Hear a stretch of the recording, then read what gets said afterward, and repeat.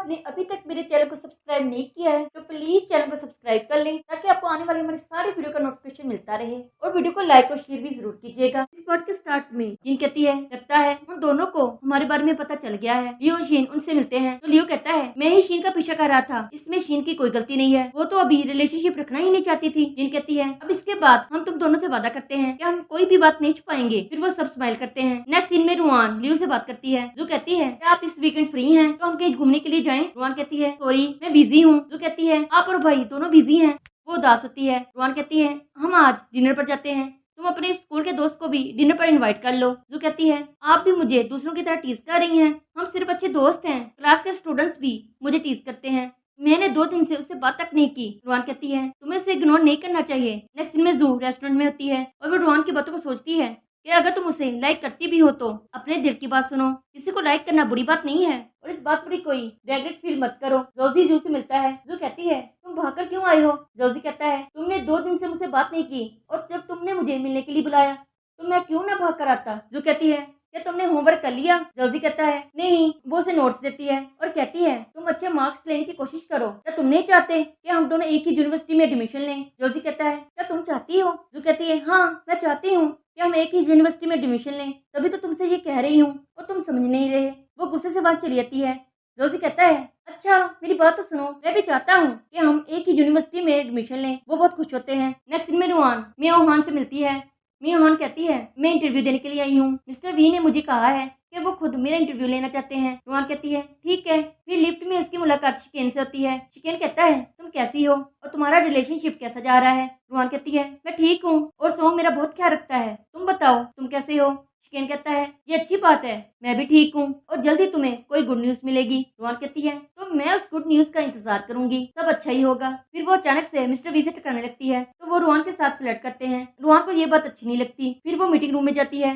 Miss जैंग उन सबके साथ नॉवल के बारे में डिस्कस करती हैं। फिर रुआन अपने लिए कॉफी लेने जाती है और वो सॉन्ग से बात करती है, मगर शिकेन भी वहाँ कॉफी लेने के लिए आता है। वो सॉन्ग उसे देख लेता है। शिकेन कहता है मैं बस कॉफी लेने के लिए आया था। वो वहाँ चला जाता है। रुआन कहती है मैं तुमसे बाद में बात करूंगी। तो कहता है शिकेन हर जगह क्यों होता है। मियाओ हान भी वहाँ आती है। वो रुआन को इग्नोर कर रही होती है और कहती है मैं नहीं चाहती कि किसी को पता चले कि हम नेबर्स हैं, वरना लोग समझेंगे कि मुझे आपकी वजह से कास्ट किया गया है। मैं अपनी काबिलियत की वजह से सिलेक्ट होना चाहती हूँ। आज मिस्टर वी ने मुझे डिनर पर इनवाइट किया है। उन्होंने कहा है मुझ में टैलेंट है, शायद वो मेरा एक और इंटरव्यू लेने के बाद मुझे कास्ट कर लें। मीटिंग के बाद सोंग रुआन को लेने के लिए आने लगता है, मगर मिस जैंग रुआन से कहती है मैं तुम्हें घर पर छोड़ दूंगी, रास्ते में हम नोवेल के बारे में डिस्कस कर लेंगे। रुआन सोंग को उसे लेने आने के लिए मना कर देती है। फिर वो घर पर आती है तो लिफ्ट में वो मिस्टर वी और मियाओ हान को देखती है। मियाओ हान बहुत होपलेस दिखाई दे रही होती है। रुआन उसके लिए परेशान होती है और सोचती है कि मुझे मियाओ हान के घर पर जाकर देखना चाहिए, लेकिन मेरा अकेले जाना ठीक नहीं होगा। वो शिकेन को कॉल करके वहाँ जाने के लिए कहती है। शिकेन कहता है ठीक है मैं भी जाकर वहाँ देखता हूँ और तुम्हें कॉल करके सब बताता हूँ। रुआन मियाओ हान के लिए बहुत परेशान होती है। वो मियाओ हान की मदद करने के लिए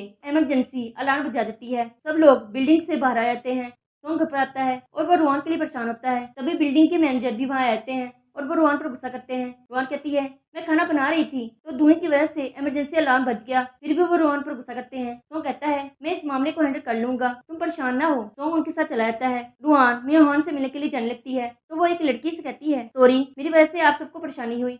वो लड़की कहती है कोई बात नहीं, मगर एक बात बताऊं, आपका बॉयफ्रेंड सोंग बहुत अच्छा है। सब लोग अलार्म बजने की वजह से बिल्डिंग से बाहर जा रहे थे और वो बिल्डिंग की तरफ सिर्फ तुम्हारे लिए जा रहा था। वो वाकई तुमसे बहुत प्यार करता है। रुआन बहुत इमोशनल होती है। वो देखती है सोंग सब लोगों से माफी मांग रहा होता है। मियाओ हान उससे मिलती है। रुआन कहती है क्या तुम ठीक हो। मियाओ हान कहती है हाँ, इमरजेंसी अलार्म बजने की वजह से मिस्टर वी जल्दी से चले गए, तभी सोंग भी वहाँ आ जाता है। रुआन कहती है मैं मियाओ हान को उसके घर पर छोड़ कर आती हूँ। वो उसके घर पर चली जाती है तो रुआन देखती है कि उसके घर का सारा सामान बिखरा होता है। मियाओ हान बताती है मिस्टर वी ने मुझे डिनर पर इनवाइट किया, मुझे लगा वो मेरा इंटरव्यू लेना चाहते हैं, मगर उन्होंने मेरे साथ बुरा बर्ताव किया। वो बहुत रोती है। रुआन कहती है क्या मैं पुलिस को कॉल करूं। मियाओ कहती है ये मुझे नहीं पता कि अभी क्या करना चाहिए, मुझे कुछ भी समझ में नहीं आ रहा। शिकेन रुआन को कॉल करता है और कहता है मैंने अलार्म की आवाज सुनी, क्या तुम ठीक हो। सो कहता है हाँ रुआन ठीक है। शिकेन कहता है अगर तुम घर पर आ गए हो तो ठीक है, मैं बस सिर्फ रुआन के लिए परेशान हो रहा था। सोंग उदास होता है। रुआन सोंग से मिलती है और कहती है सोंग मेरी वजह से तुम्हें शर्मिंदा होना पड़ा। सोंग कहता है ऐसी कोई बात नहीं है,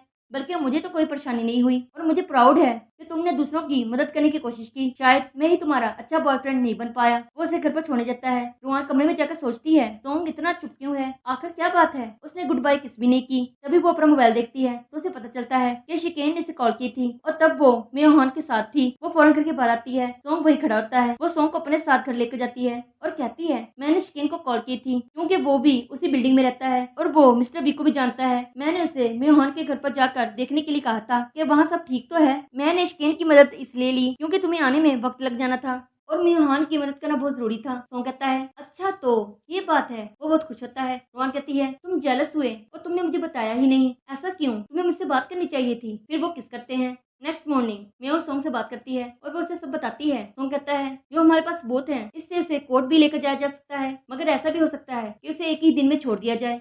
मगर मेयोहान पुलिस के पास जाने का फैसला करती है ताकि मिस्टर वी से वो और कई और लड़कियां सेफ रह सकें और मिस्टर वी के खिलाफ सब बताती है। मिस्टर वी को भी बुलाया जाता है और वो भी पुलिस को सब बताते हैं। वो सब झूठ बोलते हैं। लियो सोंग को आकर बताता है जो सबूत मिले हैं वो मिस्टर बी को गलत साबित करने के लिए काफी नहीं है। हो सकता है उसे एक ही दिन के बाद छोड़ दिया जाए। वो सब केस के बारे में डिस्कस करते हैं। लियो कहता है कि इस केस का ताल्लुक जॉर्ज जी के केस से लग रहा है। रुआन सबको बताती है कि मैंने देखा था मीटिंग के दौरान भी जाओ परेशान थी और मियाओ हान के घर पर मैंने जो ब्रेसलेट देखी थी वही ब्रेसलेट जाओ ने भी पहनी हुई थी। मिस जांग पुलिस को ये सब बताने के लिए चली जाती है और वो को पकड़ लिया जाता है और उसे कोर्ट की तरफ से पनिशमेंट मिलती है। नेक्स्ट सीन में वो सब केस जीत जाने पर बहुत खुश होते हैं। जो कहता है वाकई सोंग तुमने इस केस में बहुत मदद की है, तुम्हारी तारीफ करनी बनती है। तुम्हें लोगों ने इतना बुरा भला कहा मगर तुमने हर मुश्किल का सामना किया। सोफी कहता है वैसे वो के खिलाफ क्या सबूत मिला। मिस जान बताती हैं पुलिस को जो की वॉइस रिकॉर्डिंग मिली जिसमें उसने सब कुछ बताया हुआ था कि वो उसे किस तरह परेशान करता था, ना वो उसकी पोजीशन बढ़ा रहा था और ना उसको जॉब छोड़ने दे रहा था। नेक्स्ट सीन में रुआन की मॉम कॉल पर उससे बात करती हैं और कहती हैं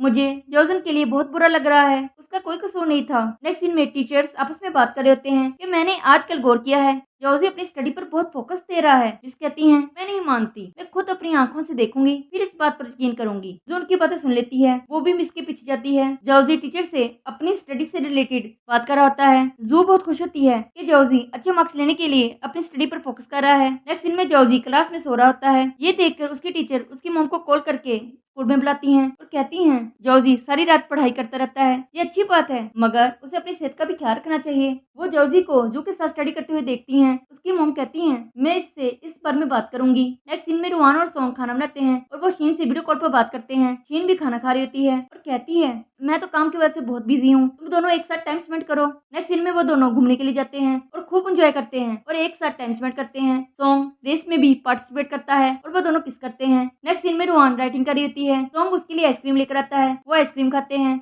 तभी वहाँ लोग बातें कर रहे होते हैं कि केन के साथ बहुत बुरा हुआ, केन तो धोखेबाज है। ये बात सुनकर रुआन परेशान होती है। इस बात से जू भी परेशान होती है। जॉर्ज उसके लिए आइसक्रीम लेकर आता है ताकि उसका मूड ठीक हो जाए।